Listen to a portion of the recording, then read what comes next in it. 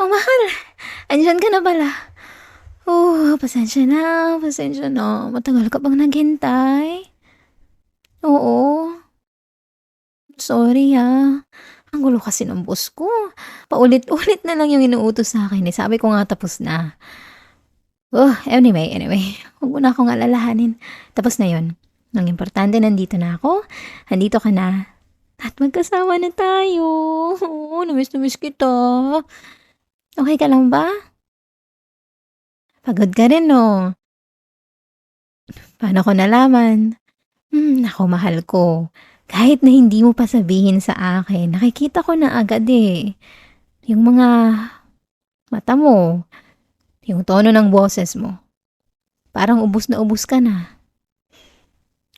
Pero okay lang. Nandito na ako at hindi mo na kailangan magpanggap sa akin. Kumain ka na ba? Oo? Good. Mabuti yun. Pasensya ka na at hindi na tayo nagkasabay kumain. Masyado na kasi talaga tayong busy sa work. Tingnan mo, dito pa nga tayo nag-meet up sa may park. Pero tama naman yun na kumain ka na. Minsan kasi kapag sobrang busy mo sa work, nakakalimutan mo sarili mo. Kaya minsan, kailangan mo talaga ng may nagpapaalala sa'yo. At okay lang kung ako yung gagawa nun para sa'yo. Tandaan mo, hindi ka nag-iisa Naku, ang hardworking naman talaga ng mahal ko. Ang gwapo-gwapo pa. Alam mo, proud na proud ako. Oh, siyempre sa'yo.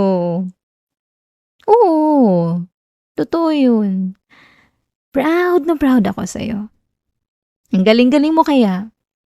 Isipin mo yun, ang hirap na ng work mo. Pero you push through with it, diba? Nako, kahit naman mahiya ka at hindi mo sabihin, kahit hindi ka rin humingi ng validation, deserve mo yun. Deserve mong masabihan na ang sipag-sipag mo at ang tibay-tibay mo at ang galing mong lumaban sa araw-araw. Pero mahal, tingnan mo ako. Hindi mo kailangan maging perfect, okay? Yan ang laging tandaan mo. Kahit may mga araw na hindi mo maaabot lahat ng kailangan mong gawin, okay lang yun. Kasi tao ka lang. Napapagod ka rin. Pero hindi nababawasan yung halaga mo dahil doon. Ikaw pa rin ang the best para sa puso ko. Ang best boyfriend sa buong mundo. Hmm? Alam mo kung anong gusto ko?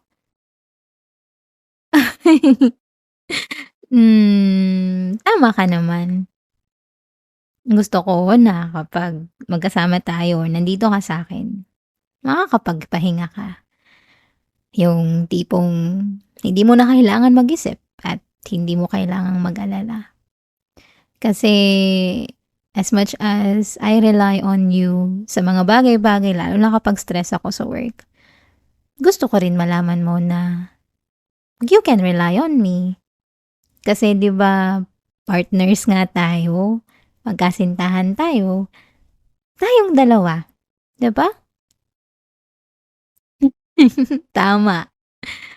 Ah, Sana lang mas marami pang oras na magkasama tayo ng matagal.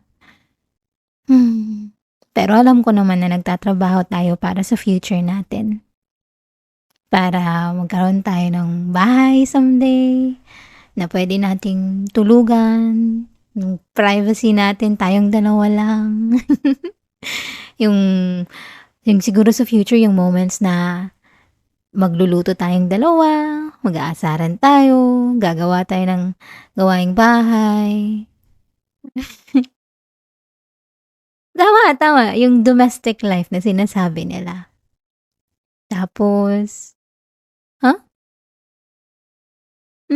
oo, siyempre. Siyempre gusto ko ring ikasal sa'yo. Kaya siguro naman magiging worth it ang lahat sa dulo, 'di ba? Mm. Pero hindi naman siguro masama na ma-miss kita ng grabe, 'di ba? Miss na miss kita, alam mo ba 'yun? Kahit na nagkita na tayo ngayon, parang gusto ko pang humaba yung oras para makasama kita. Ewan ko, siguro kasi nasanay ako nung hindi pa tayo LDR na nandiyan ka lagi, na ikaw yung una kong gustong makita pagkatapos ng araw ko. Ah, same. Ang sarap lang kasi ng pakiramdam na nandito ka na ngayon, kahit ganito lang kasimple. Kahit yung nagkukuwentuhan lang tayo nung nangyari sa work natin and whatnot, okey na ako dun. Basta katabi kita, hawak ko yung kamay mo, at kasama kita. Kinikilig ka? Naku, naku, nakaka-inlove pa rin talaga 'tong mahal ko.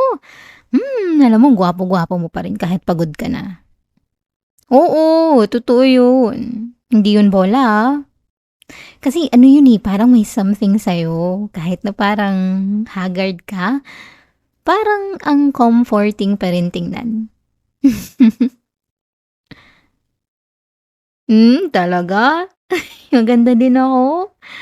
Ito naman, bolero. Hmm, hmm. Mahal ko, what if dun ka na lang muna sa'kin matulog? Sa apartment ko. Wala ka namang pasok sabi mo, 'di ba? Sige na, please, gusto kong makasama ka ngayong gabi. Please? Huwag ka ng mag-alala sa lahat na kailangan mong gawin bukas. Bukas na yun. Ihahatid pa kita sa apartment mo tapos pagluluto pa kita bukas. Gusto mo? Hmm? Yung paborito mo? Talaga? Papayag ka sumama sa'kin? Sigurado ka 'di magagalit mama mo? Joke lang, joke lang. Ah, mamaya na tayo umuwi.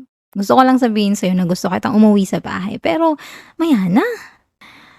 Alam ko kasi 'pag nakauwi na tayo, tulog na naman tayo agad tapos baka hindi na naman tayo magkaabutan bukas ng umaga. Di ko alam baka kailangan mong umalis. Oo na, yakapin mo lang muna ako mahal. Na-miss kasi talaga kita. Ano yun? Na-miss mo rin ako? Talaga? Sweet-sweet mo naman.